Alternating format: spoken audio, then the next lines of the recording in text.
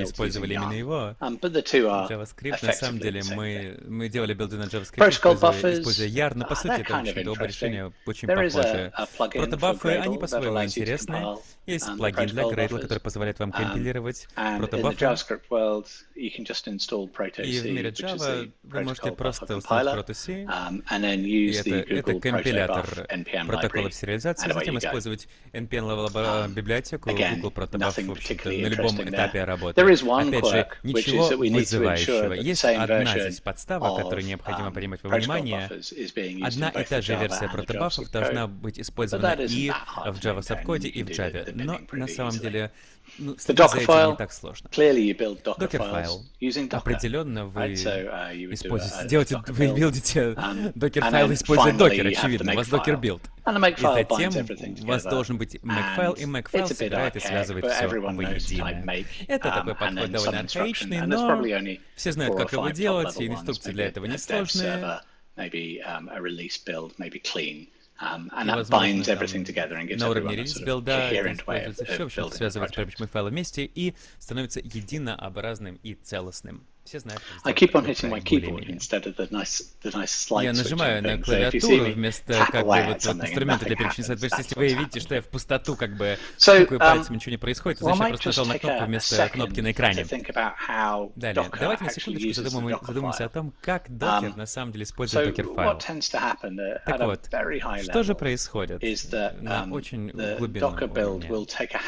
Докер-билд берет, извлекает хэш каждой строчки докер-файла. То есть, соответственно, все содержание докер-файла, вот каждая строчка, которую мы обрабатываем, если хэш меняется, то тогда нужно еще раз с этой точки перезапустить билд с этой строчки, хэш, который поменялся. В итоге, для каждой строчки докер делает отдельный слой. То есть образ докер — это не такая какая-то большая куча, она состоит, это куча из нескольких слоев. И эти слои склеены друг с другом в одну структуру JSON, которую вы загружаете. Поэтому нужен докер-пол, чтобы вот вам показать, что вот вам структура, вот слои, которые этот образ формирует. И затем нужно загрузить вот этот слой, вот 24.6 и так далее, и так далее, и так далее. Это позволяет вам производить кэширование на локальной машине, например. Если, например, вы загружаете один тот же Ubuntu image из разных контейнеров, то все будет в порядке. И что здесь классно, что это позволяет вам кэшировать, что бы то ни было, что вам нужно.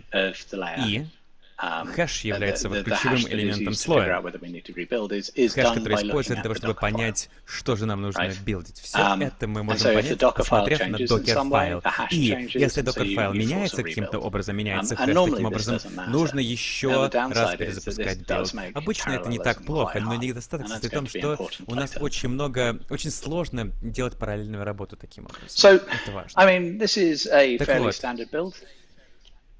У нас билд довольно стандартный. Но что же тогда замедляет его? Мы же хотим масштабный код развернуть. Масштабный код. Для этого нужно, чтобы код быстро, чтобы билд запускался быстро, и нужно понять, где же билд тормозится.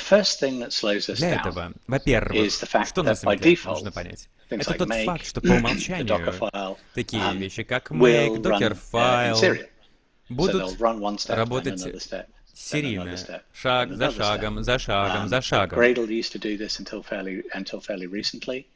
делал это до недавнего времени точно так же, и многие проекты работают по такому же принципу. То есть мы можем сделать разные вещи для того, чтобы упростить этот процесс. Мы можем поставить, например, флаг -J, это поможет нам запараллелить процессы. Докер в своей базовой структуре не очень хорошо параллелится, и мне кажется, в будущих релизах как раз докера, докер-кита, мы получим вот как раз, это или это билд-кит называется, мне кажется, там будут некоторые решения этой задачи, но в целом запараллелить в докере очень сложно. И далее, гранулярность, вот эта вот степень детализации Java, данных Java. Если вы что-то меняете в common, например, то весь common приходится рекомпилировать, вот так уж она устроена. И в итоге приходится переделывать билд полностью. И это далеко не идеально, как вы понимаете. Correctness is also something that slows us down. Корректность — это тоже важный момент, который нас замедляет. Я уверен, что все мы переживали опыт, когда мы используем какой-то билд-инструмент, такой как Gradle, например. Мы запустили билд, замечательно. Вдруг мы поняли, что мы что-то поменяли, мы удалили файл, сделаем еще один билд, удаленный файл, каким-то образом вдруг еще на него ссылается какие-то другие части нового билда. И это реально сбивает нас с толку. Я лично проводил часы, пытается вообще как-то дебагить такого рода проблему. И причина состоит в том, что когда вы делаете какой-то билд, все класс-файлы докера отправляются в директорию, и эта директория добавляется в путь классов. Но если вы какой-то из них удаляете, то начинается полный хаос. И большинство билд-систем используют M-time, модифицированный показатель для того, чтобы понять, поменялся ли файл. И если у вас на входе временная отметка меньше, то, соответственно, система знает, что не нужно перестраивать. С другой стороны, если input после того, как... Если время инпута после того, как последний раз менялся output, то система знает, что нужно переделать билд. Gradle тоже это делает. Проблема здесь вот такая, что инструменты, такой git checkout может здесь создать проблемы, когда файл модифицирован в репозитории, например. Это вызывает некоторые проблемы. Так вот, мы должны выбирать между тем, чтобы работать быстро или работать корректно. И чаще всего мы хотим работать быстро, потому что мы не хотим сидеть часами за монитором и ждать, когда наш билд будет готов. Мы хотим, чтобы он был готов сразу, и мы жертвуем корректностью ради скорости. И затем, в один прекрасный момент, мы, оказывается, сидим часами и делаем дебагинг. Таким образом, правильный способ, корректный способ исправить эту проблему на наших системах — это чистая путь запускать. Тест работает, когда вы делаете билд, запускаете тест, и прежде чем вы запускаете тест начисто и определяете, что все правильно. И мы часто вынуждены жертвовать скоростью, чтобы убедиться в том, что наши билды корректны.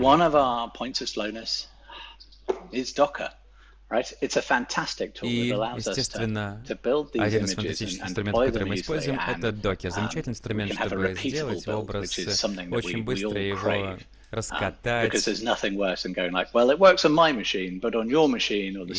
нет ничего хуже, чем когда вот, ой, на моей машине это работает, на твоей машине CI-сервер запущен, не работает ничего. Это сокращает уверенность в нашей работе. Докер проверяет каждую строчку и хэширует каждую строчку. И если вот в копии меняется, то билд будет инвалидирован, и докер-файл нужно переделывать. Таким образом, если у нас есть проект, о котором мы говорим, в нем JavaScript меняется довольно часто, но Java сам по себе меняется часто, то мы, наверное, хотим, чтобы наш слой JavaScript был до Java. Таким образом, если JavaScript слой меняется больше всего, то он должен быть в докер-файле. Docker causes our builds to be slower than they otherwise could be or should be. Замедляет наши билды, чем и они могли бы быть, должны были бы быть быстрее. И как люди решают эту проблему? Они пытаются оптимизировать докер-файл, чтобы понизить его негативное воздействие, может быть, делать билды из нескольких стадий. Мы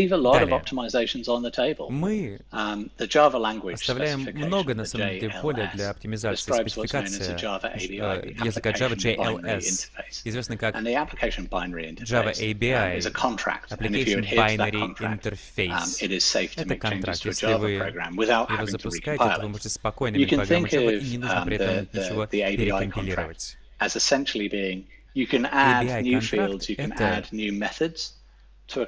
Контракт говорит о том, что вы можете в класс добавлять новые методы и поля, но вы не можете их убрать оттуда. Таким образом, что вы можете? Вы можете добавлять берете. Вероятность есть, что кто-то где-то, у кого-то есть зависимость от того класса или метода, и это ABI сломает. И вам тогда придется уже рекомпилировать. Таким же образом, обычно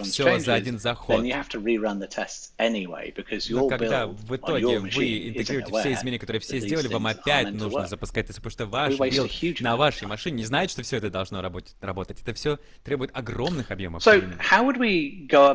Таким образом, как же мы можем решить такую проблему, если мы живем в современном мире, в 21 веке, и нам нужно сделать систему, которую мы хотим сделать, билд, который нам нравится?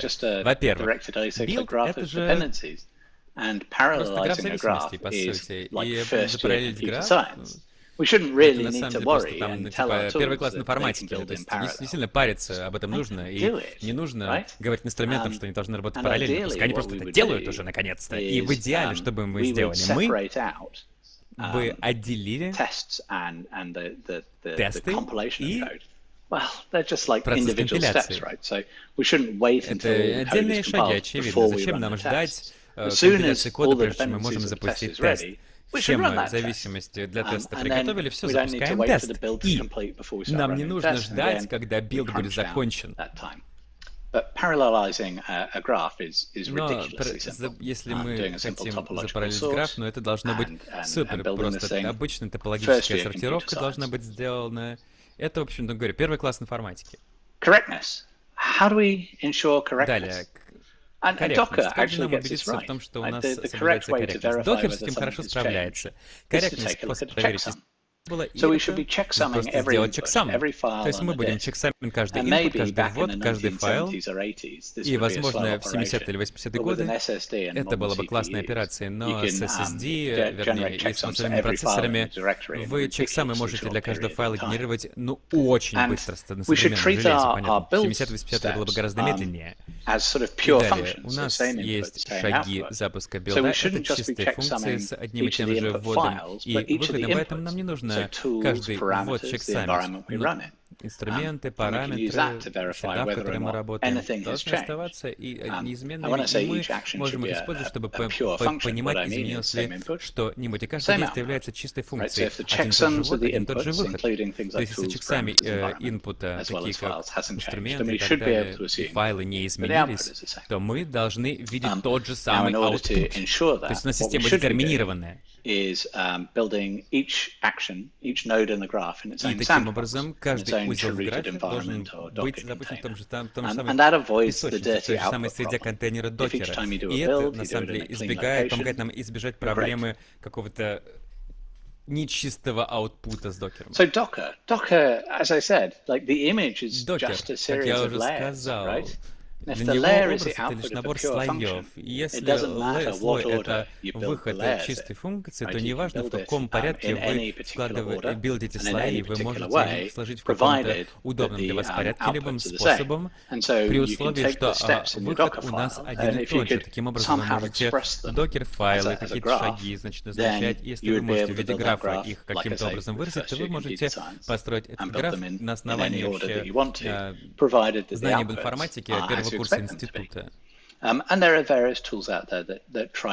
есть разные инструменты, которые пытаются решить эту задачу тем или иным образом. Я считаю, что самые последние версии билд-кита где-то там на заднем плане это делают. Далее. Оптимизации на основании специфического языка. Мы говорили об этом, используя Java ABI. Это binary interface. After compiling some Java, we generate, Bazel calls them interface jars, we used to call them stub jars, and they just contain the method signatures of every non-private method and field in the class. Private class is clearly not included. And you sort those and you make sure those outputs are stable.